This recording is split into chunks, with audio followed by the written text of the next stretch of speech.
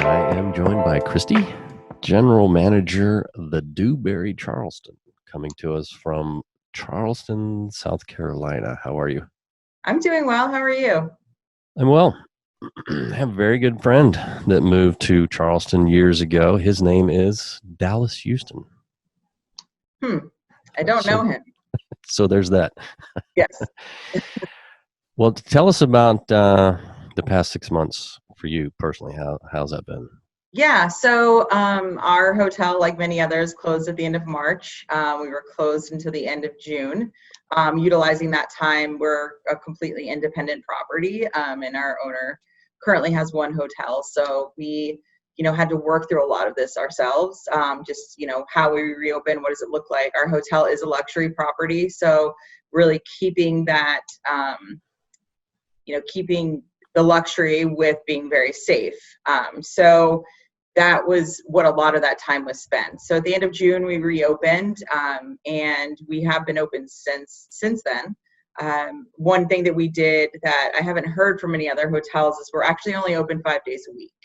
So we completely closed the hotels on Monday afternoon, meaning the rooms and everything, and we reopen on Wednesday afternoons. And partially, a lot to really focus on the cleanliness, to focus on the health of our team, and to just, focus on optimizing when we have business. Charleston's obviously a very leisure-focused destination. Do you think you've lost any business on those days? I mean, probably, but. Yeah, so I think, we've looked at, again, safety being the biggest thing on those days from a business standpoint. The summer in downtown Charleston is actually some of the slower times. The beaches in Charleston, which are only 30 minutes away, are busy during that time. So it's kind of strange to have one market that's kind of opposite. So we felt pretty safe on a profitability standpoint. It's probably not worth being open on those given days. I think we do have to, notify guests that if they want to stay over that time, it's not available. But the reality is any hotel could be sold out anytime, right? So we, on top of Charleston being a very leisure-focused city, our hotel is very leisure-focused. We are doing weddings, and then obviously corporate business has just been so slow. So we've obviously lost some rooms, not really on the group side at all. And however, I think overall it's been a positive decision. So you I guess you benefit probably from some of that revenge travel, huh? After people were locked up. Yes. So Charleston, we're fortunate that it has a very big drive market. So Atlanta's 5 hours, Charlotte's 3 hours. Before this, New York was definitely our number one driver for business. And, the New York area, that is starting to come back. I think Charleston's flights are around 65-70%. But we have certainly seen people getting away. Our hotel is also very focused on adults. We allow children, but we're really not geared towards that. So I think we've gotten a lot of people that are like, I have to get away.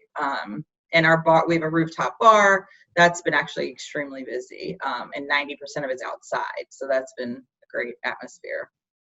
So what are some of the tactics that you're using to drive some of these bookings, promoting the rooftop bar and things like that? Right. So I think, digital marketing and, on the paid side, obviously, is something that we never really stopped. From the meta side, some of it stopped itself because the search volume was just down so much. But it's something that we actively still every single week met with our digital firm to try and make sure that we were being as creative as possible because we wanted to stay top of mind. And that strategy for us is very strong. It works very well. We also limited and turned off the OTAs. I know that sounds like a backwards approach, but my theory is that there's less demand. So if you have less people looking, you need to be as many places. So it sounds a little bit backwards, and I know it's kind of something you have to have a bit of courage to do, but we closed off the OTAs on many of the weekends. Sorry, Expedia, but and that proven to be very successful on the direct side as well, which obviously greatly increases your ADR. Yeah. So what's your occupancy been running the past couple of months? So, the weekends are obviously, prime time for us, anywhere between 30% and 90%. So, Labor Day weekend was crazy in Charleston. I think it was, and so last minute, and not only here, talking to other hoteliers, the last minute pickup. And then now, again, we do have weddings coming back and rehearsal dinners and things. Charleston's obviously a huge wedding destination. So some of those, whether they're staying with us, having the events with us or around town, I think that's helping bring things back here as well. So what are the restrictions right now in South Carolina?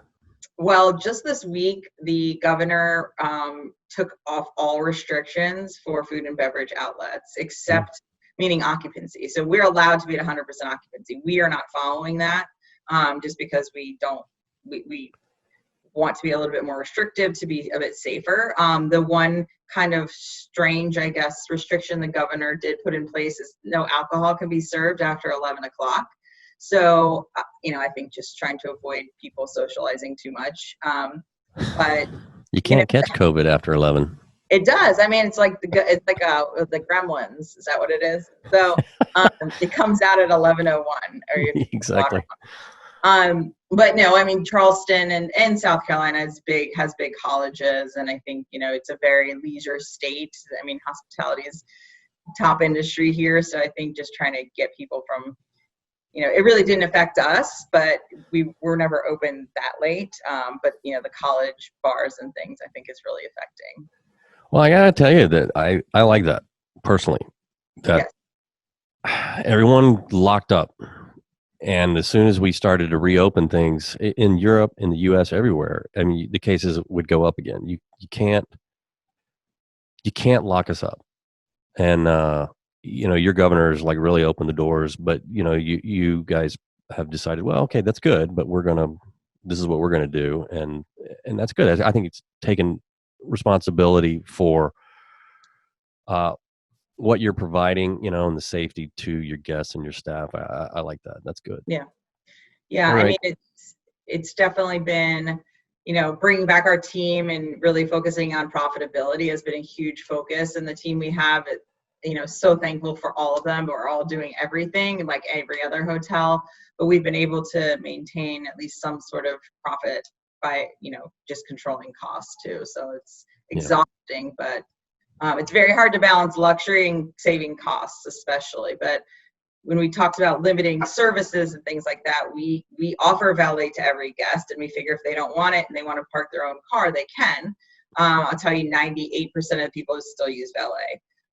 We still do full housekeeping. We obviously offer people to turn it down. Again, 98% of people, they want to be taken care of because they've been sick of taking care of everyone else this whole time. Right. So.